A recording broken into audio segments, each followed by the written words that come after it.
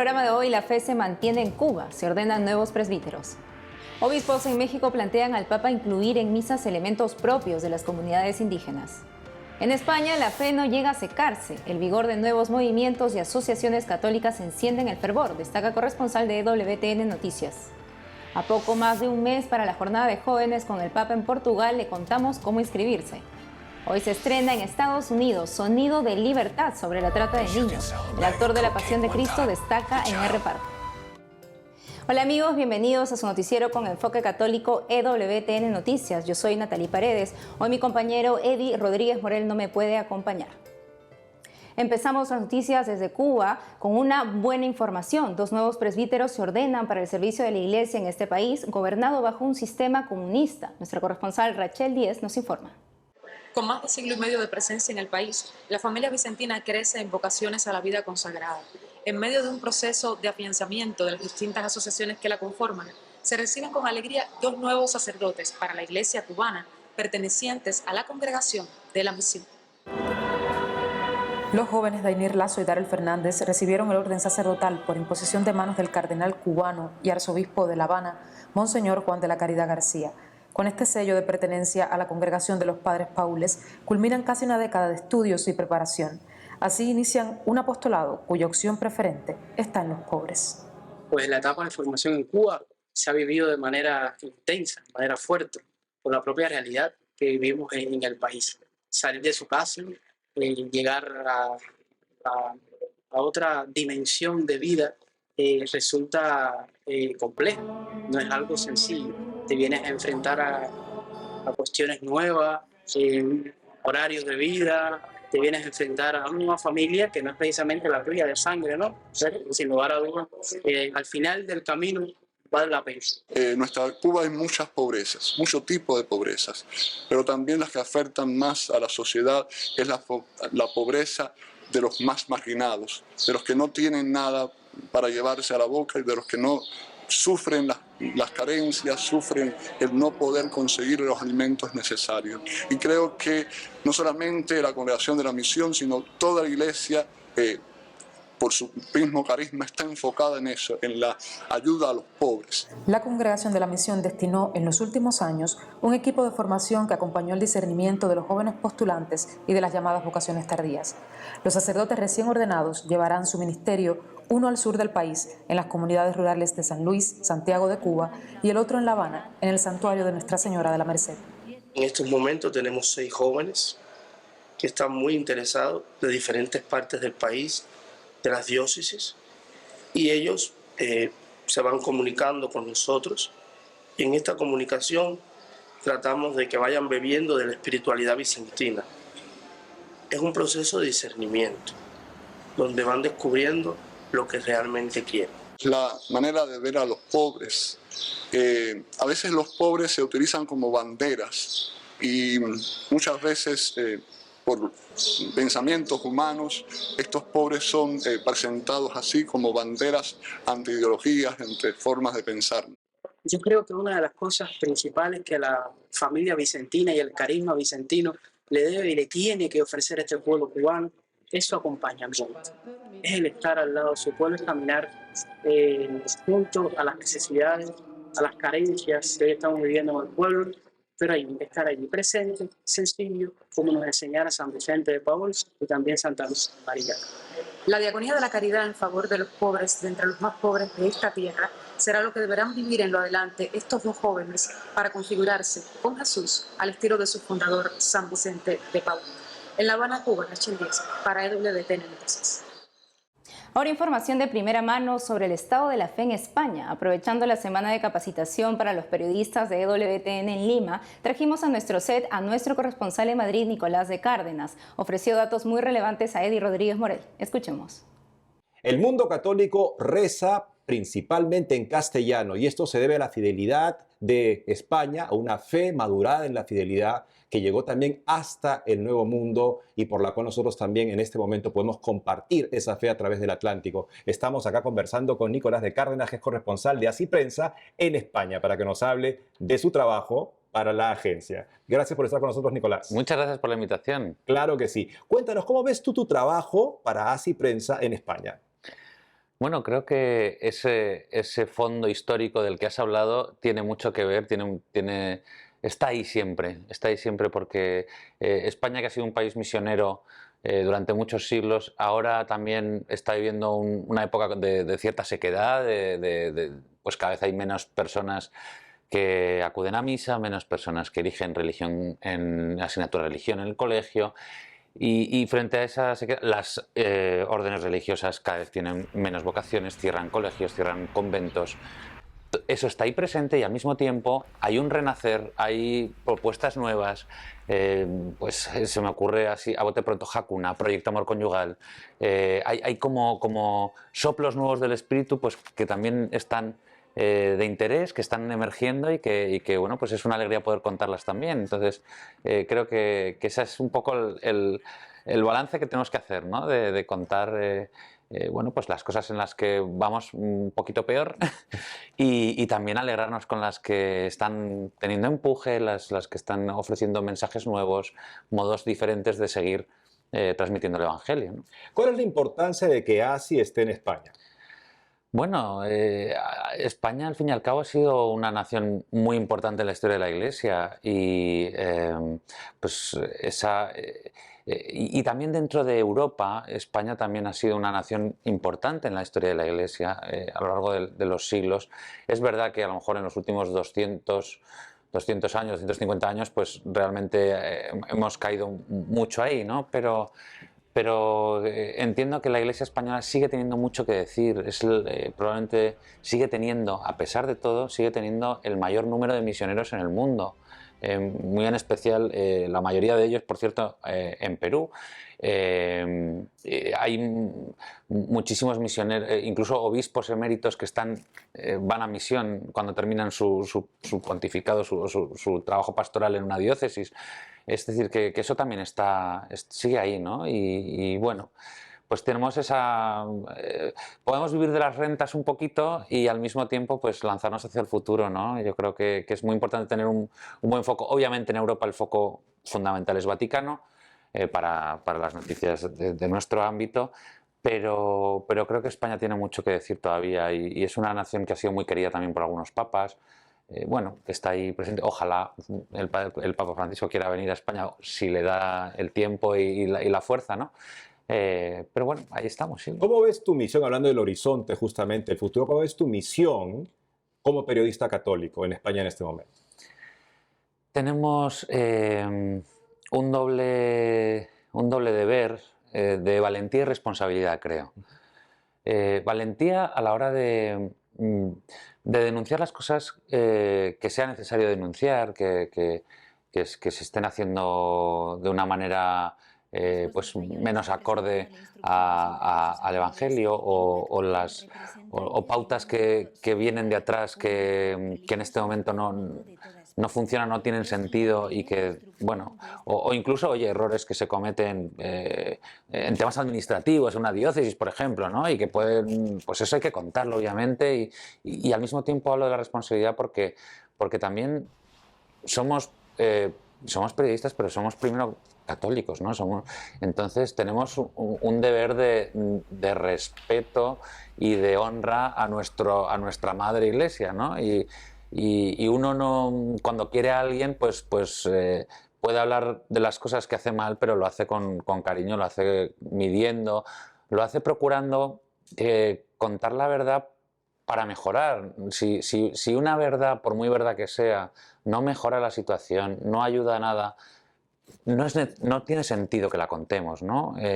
Y además ahí también te juegas un poco la confianza de muchas fuentes, ¿no? Que mira, pues este detalle que te han contado no es tan relevante, aunque podría ser noticiable, tiene un buen enfoque, pero esto realmente es relevante para que la historia, para que la Iglesia avance, para que la Iglesia tenga más regambre, pues a lo mejor no. Yo creo que ese anuncio y denuncia, ¿no? Al final, que es un esquema muy clásico, muy del concilio, anuncio y denuncia y en eso pues con mucha caridad, ¿no?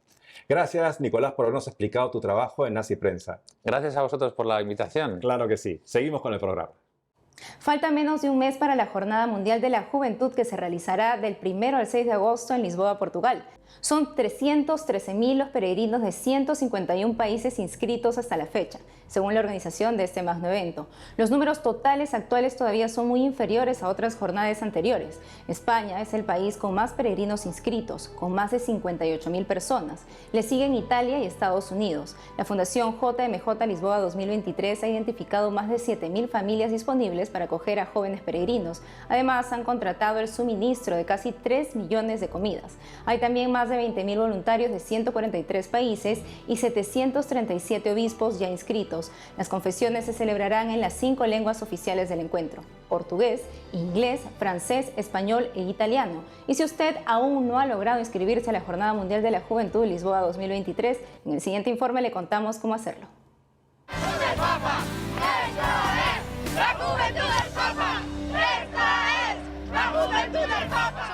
Dios mediante, iré a la Jornada Mundial de la Juventud en Portugal el próximo año, pero antes debo inscribirme. Primero ingreso a la página de la Jornada Mundial de la Juventud, www.lisboa2023.org. Al lado superior derecho está el icono Registrarme. Ahí inicia la primera fase de la inscripción. Ingreso. En el bloque de peregrinos doy clic a Inscripción del grupo. Tengo 2 opciones. La primera opción es un grupo individual, es decir, de hasta por 150 personas. Si usted va solo, debe marcar esta opción. La segunda opción es un macrogrupo, es decir, de hasta 5.000 personas. Elijo la opción que deseo y lleno los datos. Al terminar llegará un mensaje a mi correo para crear una contraseña. Luego me enviarán un mensaje para confirmar la segunda fase de mi inscripción. José Carlos Pasternak, uno de los encargados de la sección de inscripciones de la JMJ, nos da más detalles de la inscripción. Yo soy una conferencia episcopal o una diócesis muy grande o una parroquia que tiene muchos peregrinos. Yo hago con esta primera fase de inscripción. Esta primera fase de inscripción va del 1 a 5.000 personas, ¿ok? Pedimos solo informaciones generales, sobre todo sobre el coordinador del grupo, el líder del grupo, el vice-líder del grupo, ¿no? El coordinador y el segundo coordinador del grupo. Esa es la parte más importante. Después pasamos para la fase 2. La fase 2 es donde vamos a decir los detalles del grupo. En esta fase 2 debemos separar, por ejemplo, un grupo muy grande de 500 personas. Tenemos que separar este grupo en subgrupos de hasta 150 personas. En la segunda fase de la inscripción, debe escoger el tipo de estadía o paquete del peregrino que desea adquirir. Hay distintos tipos. Los precios varían dependiendo de los servicios a tomar y los días de permanencia en Lisboa. Se calcula la presencia de más de 1 millón de jóvenes en la JMJ Lisboa 2023. En cuanto a la seguridad física de los participantes, esta es la información. Siempre pensamos en la seguridad como algo esencial para la participación de los peregrinos, ¿no? Gracias a Dios, ahora estamos en un periodo aquí en Portugal muy bueno de la pandemia, no tenemos restricciones, mas claro, estamos muy atentos a este detalle. Y los otros detalles también de seguridad para los peregrinos, para los jóvenes que van a participar. Estamos muy atentos a los espacios también donde va a acontecer la Jornada Mundial de la Juventud. ¡Esta es la juventud del Papa! ¡Esta es la juventud del Papa! ¡Esta es la juventud del Papa! ¡Que viva Papa Francisco!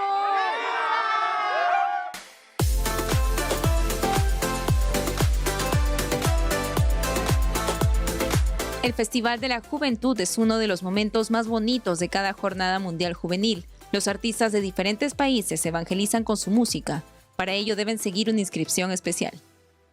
Participar, si tienes un grupo artístico, un grupo de música, una cosa del género donde quieres presentar tu arte, aquí durante la jornada, por el nuestro sitio de inscripciones, como dijo, ¿no? Lisboa. 2023.org, ahí tiene la inscripción de peregrinos voluntarios y tiene también las inscripciones para Festival de la Juventud. Es claro, son muchas personas de todo el mundo que quieren participar y presentar su arte, su cultura, su música, su baile, su exposición. Entonces, estas candidaturas después tienen que pasar por una selección. ¡El pueblo está contigo!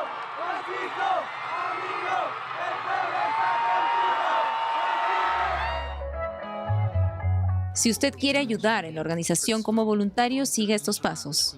Te llamamos para venir a encontrar Jesucristo en el Papa, en la Iglesia, en los otros jóvenes, en esta experiencia de este grande evento que está hecho y pensado para ustedes. Entonces, jóvenes, os invitamos a sus amigos que vengan juntos a participar con nosotros en Lisboa 2023.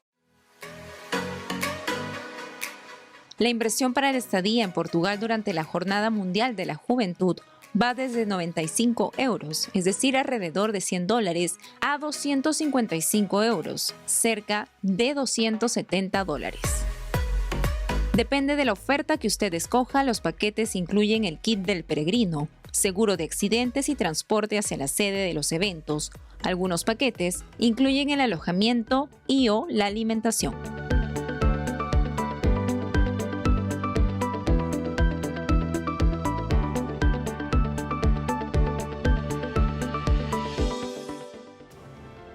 Hacemos una pausa y al volver, hoy se estrena en Estados Unidos Sonido de Libertad sobre la trata de niños. El actor de La Pasión de Cristo destaca en el reparto.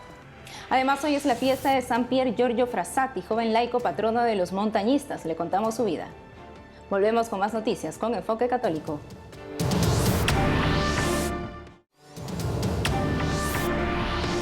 Y ahora la información de la Iglesia en México. Los obispos del país enviaron una solicitud al Papa Francisco para incluir en misas y celebraciones católicas elementos propios de los indígenas en las zonas donde estos habitan. Ana Paula Morales, corresponsal de Así Prensa en México, entrevistó al cardenal Felipe Arizmendi, principal promotor de esta iniciativa por la abundancia de comunidades originarias en la diócesis de San Cristóbal, que presidió por muchos años. Cuenta que al no haber tenido por tantos años un sacerdote, los indígenas hicieron la fe católica a su medida. Esta iniciativa busca separar aquellos elementos que no son propios de la fe de la Iglesia, ordenando dentro de la liturgia aquellas prácticas propias de su cultura que no van en contra de la sana doctrina. Escuchemos. Muchísimas gracias, Eminencia, por aceptar esta entrevista. ¿Nos podría platicar un poco sobre el documento que ustedes presentaron delante del Santo Padre sobre la liturgia indígena, por favor? Te agradezco mucho, Ana Paula, esta oportunidad de compartir con ustedes estas cosas que a mí me apasionan, obviamente. Pero no es tanto por mí, sino por la gente. Yo estuve en Chiapas casi 27 años, de los cuales más de 18 años en San Cristóbal de las Casas, donde hay muchos indígenas y con las culturas muy vivas. Yo llegué allá conociendo, a tratar de conocer y vivir, y con el tiempo fui viendo que muchas cosas que ellos hacen fuera de la liturgia pues se conectan, se combinan perfectamente con la liturgia. Entonces fuimos estudiando y viendo y qué cosas se podrían asumir dentro de la liturgia católica, qué cosas no, qué cosas sí, qué cosas no.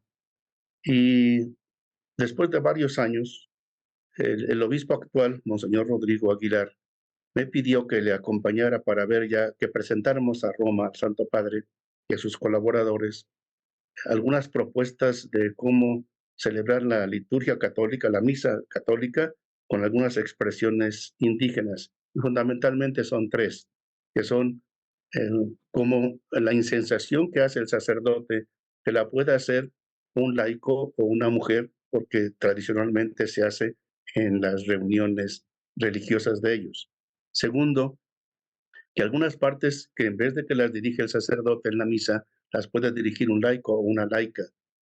Ningún problema que pueda suplantar al sacerdote, hacerlo a un lado, no, sino también asumir algunas tareas, algunos servicios ministeriales. Y tercero, y es un poquito a veces lo más complicado, alguna danza ritual, una danza litúrgica, que no es una danza folclórica, sino una danza propiamente litúrgica. Y fue sorprendente porque lo habíamos pensado proponerlo para la diosa de San Cristóbal y los obispos dijeron, pues eso es lo que se hace casi en todas partes. Y por un aplauso así de consenso, lo aprobaron. De 105 votos, fueron 103 aprobatorios. Uno dijo alguna pequeña palabra y otro dijo que no estaba de acuerdo. Entonces, una mayoría apabullante. Entonces ya se presentó a Roma. Ahorita eso está en estudio en Roma, para ver si en Roma lo pueden aprobar, para que se pueda utilizar en las misas con todos los pueblos indígenas de México. Desde el Concilio Vaticano II, está el principio que la Iglesia no quiere una uniformidad, en aquello que no afecta a la fe católica. Entonces hay muchas formas de vivir la fe católica de otra manera, con otras expresiones culturales. El principio es ese, la fe católica vivida con otras formas culturales. ¿Qué hacer? Conocer, la primera la fe católica, pero conocer estos ritos, estos pueblos, estas tradiciones, estas costumbres y ver qué de lo que ellos hacen no está, dice el concilio, indisolublemente unido a mitos o a paganismo o a cosas contrarias a la fe. Entonces, ¿qué cosas no? Por ejemplo, yo les decía en este caso, matar gallos y gallinas ahí ya no. Para los indígenas, Jesucristo no es problema, es la solución. Y una mujer indígena de Guatemala decía, Jesucristo nos acompaña, nos entiende, lo queremos mucho.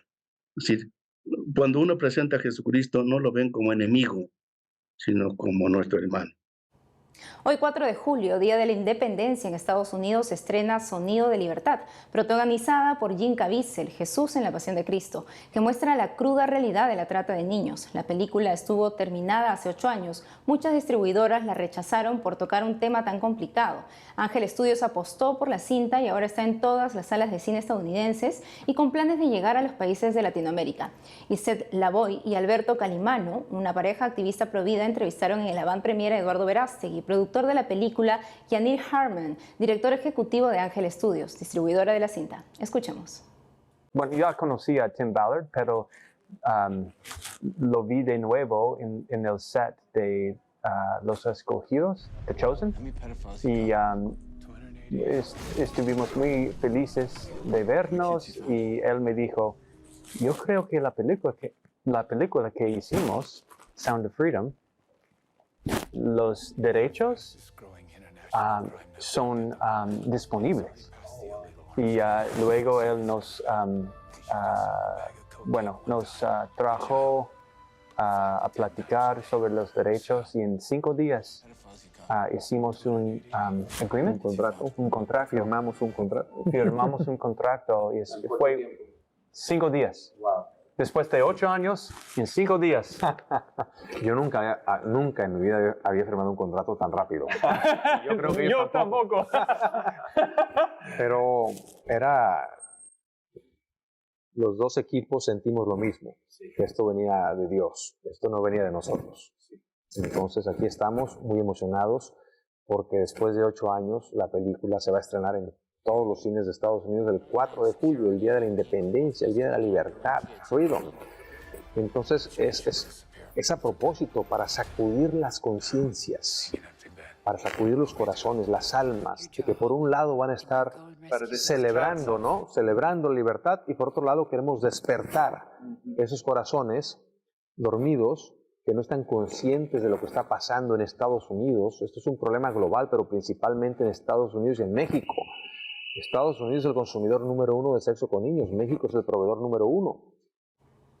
Hoy, como cada 4 de julio, la Iglesia Católica celebra la fiesta del beato Pier Giorgio Frassati, el joven italiano que participó con entrega total en muchos apostolados de su país, se unió a los laicos dominicos y compartió su amor a la Eucaristía con todos sus amigos. Desde Ecuador, el padre Juan Carlos Vázquez, director de diezminconjesus.net, nos cuenta más sobre el joven beato. Veamos.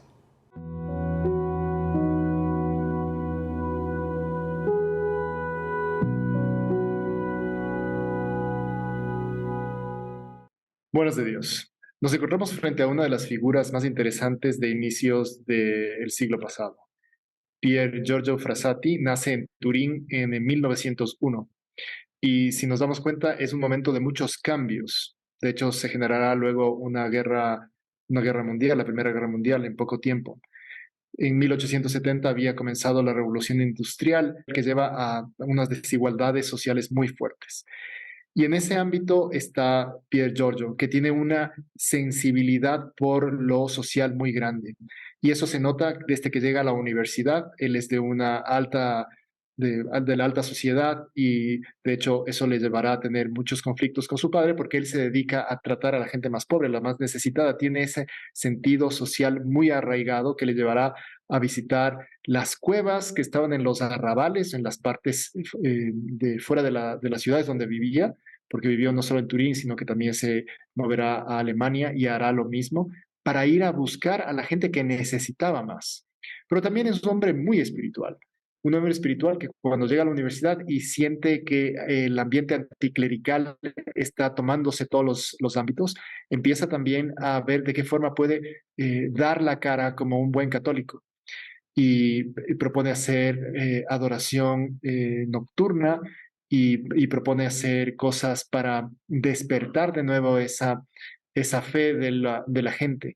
Y los anticlericales decidirán intervenir para arrancar esa provocación de Pier Giorgio y al llegar a esa adoración al Santísimo que estaba proponiendo, por ejemplo, en su iglesia, se quedan desconcertados por la fe y por la gran cantidad de gente que había llevado Pier Giorgio, ¿no? Pier Giorgio se contagia de una enfermedad incurable a la misma altura de que su abuela también estaba muy grave. La familia se fija más en la abuela y se olvidan de Pier Giorgio.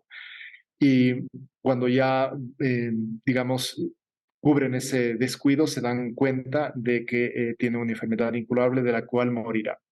Me interesa no terminar esto sin mencionar que el padre de Pier Giorgio, hasta que murió él, siempre tuvo esta diferencia, ¿no? ¿Cómo te puedes dedicar a los pobres? ¿Cómo puedes dejar de tratar a la gente de nuestra misma clase social? ¿Por qué te desgastas por los demás? Y el primer milagro de Pier Giorgio se dice que es justamente la transformación paulatina de su padre. La transformación paulatina de su padre que terminará con la conversión de su padre.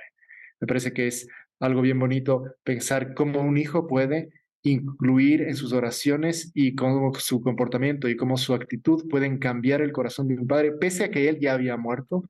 Su fuerza fue tan grande al ver la cantidad de gente que fue, por ejemplo, a su velorio, la cantidad de gente que hablaba bien de su hijo, que le llevó a cambiar esa percepción que tenía de él y acercarse mucho más a la iglesia. Amigos, hemos llegado al final del programa. Ha sido un gusto estar con ustedes. Ya saben que pueden seguirnos en nuestras redes sociales y en wtnnoticias.com. Hasta mañana.